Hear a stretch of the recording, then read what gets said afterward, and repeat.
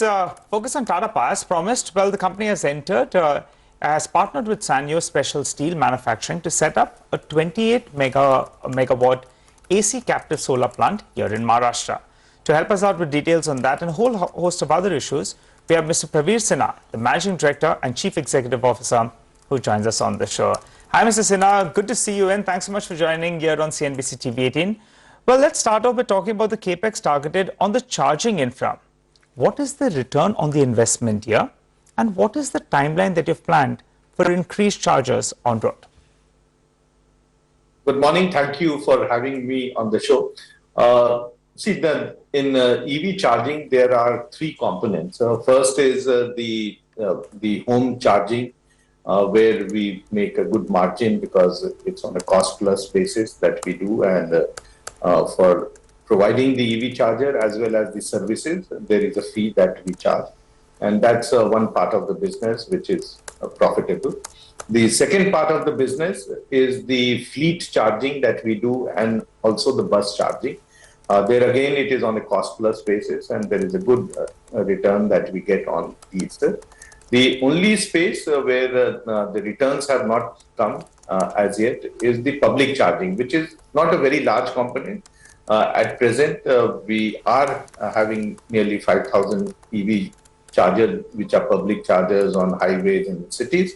That's where the utilization factor is still very low. It's about 2%.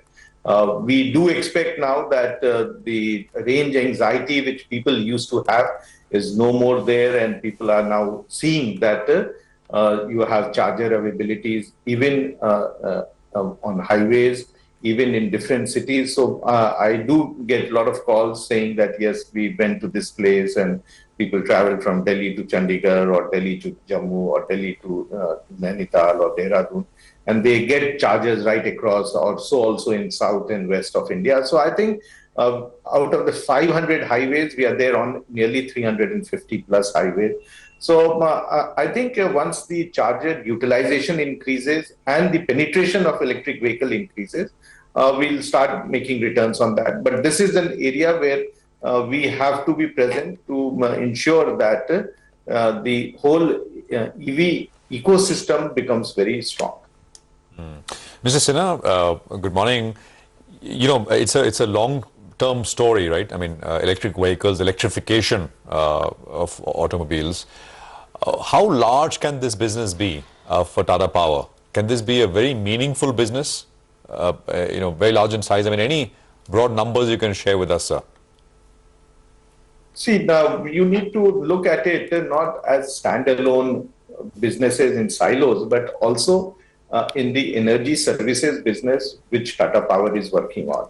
And we now provide end-to-end customer solutions, which is rooftop solar, energy management, energy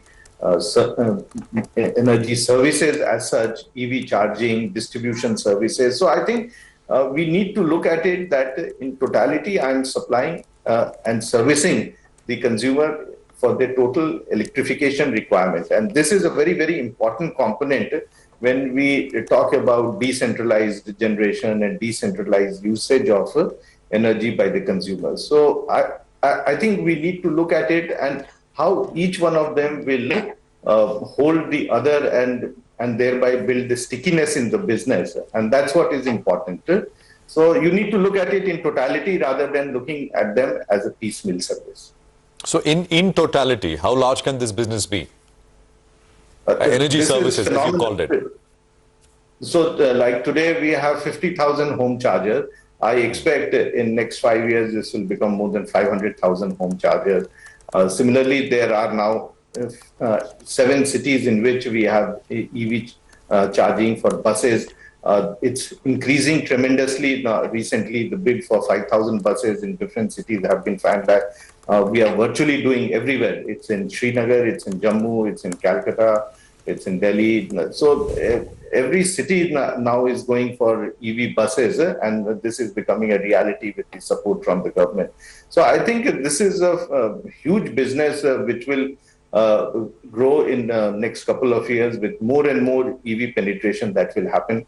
Similarly, battery swapping is becoming a very large business.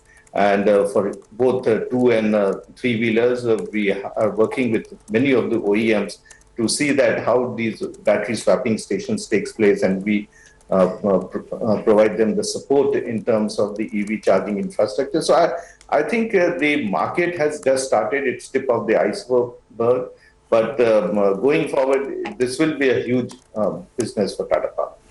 All right, Mr. Sinha, so we got that out of the way. Let's focus on the renewable energy part of your business. What kind of addition are you looking at in the renewable energy vertical? Could it be what, 2 gigawatts per year? What kind of capex will you have? And ultimately, what are the returns you see out there? So right now we have 4 gigawatt of existing operational assets of renewable, nearly 3 gigawatt of solar and 1 of wind. We have a pipeline of nearly 4 gigawatt, which is there. Some of it is, of course, third-party EPC, but nearly 2 gigawatt is our own in-house projects, which we develop as utility scale. What we are seeing is that there is a huge push on group captive projects, and large number of industries are coming forward. A few months back, we signed the agreement with Tata Steel for nearly 1,000 megawatt of hybrid project. We have since then signed with many industries in the country, and there are many in the pipeline. And we expect that every year we will be adding about 2 to 2.5 gigawatt of capacity, either through the group captive route or through the utility scale. So I think we'll have a very good portfolio mix of these type of projects. And this year we have a capex plan of nearly 8,000 crores in renewable out of the total 12,000 crores in Tata Power. So I think we are all geared up for the growth that we are looking. But yes, we have always been conscious that our growth will be very, very calibrated, so that the type of returns that we expect comes from a mix of both utility scale as well as the group captive projects. Okay, so utilities and group captive projects, it'll be a mix of that. But can you tell us in general, how is the power demand trending like in FY24? What kind of growth are you looking at? And what is the, blended PLFs at the moment, and what is the expectation as we move along? So last 1 month, I would say that the power demand has gone up, which we were at around 215 to 220 gigawatt, is now 230 gigawatt plus. In fact, last few days, it has gone to 234 and 235 gigawatt. So there is a huge demand. The monsoons have got the second phase of the monsoon is going slow, and because of that, there is a lot of humidity and a lot of requirement of power that we see. We expect that if the monsoon does not improve, then this demand will definitely continue up to end October. You can see the exchange prices also going up. In fact, both in morning and evening, it is peaking at 10 rupees. So I think there is a very good demand. Overall, we saw in the earlier months, we didn't have that sort of demand, but now it has picked up. And I do expect a 5 to 6% growth on an annualized basis. Mr. Sinha, is this what we're seeing over the last couple of weeks? Peak deficits, etc., demand at all-time highs. Is there also a one-offish kind of element? I understand there was a nuclear power plant which was undergoing maintenance, etc. Once that is back on stream, that perhaps will, or is this more structural? I mean, you see this, staying like this, very high demand, because on the thermal side, not very much capacity has come on stream. New capacity has come on stream over the last many years now. We recently heard NTPC coming up with an announcement to invest 15,000 crores into a new large thermal power plant. So just wanted your thoughts there. This is a demand growth that we have seen. Last year, the demand growth was nearly 10%. So prior to that, we were somewhere at the peak demand of 180 gigawatt. Last year, we came to 210, and this year we are at 230 plus. So I think the demand growth has been there. Basically, we have seen that there is a huge consumption right across, whether it is in industries, commercial, or residential. And with the weather sometimes not being as predicted, the demand goes up because there is more of agriculture requirement as well as the commercial and the residential requirement. So I think the demand is going to stay over here. It is only going to increase. A lot of capacity additions, especially in the renewable, which got delayed last year because of the supply challenges from China.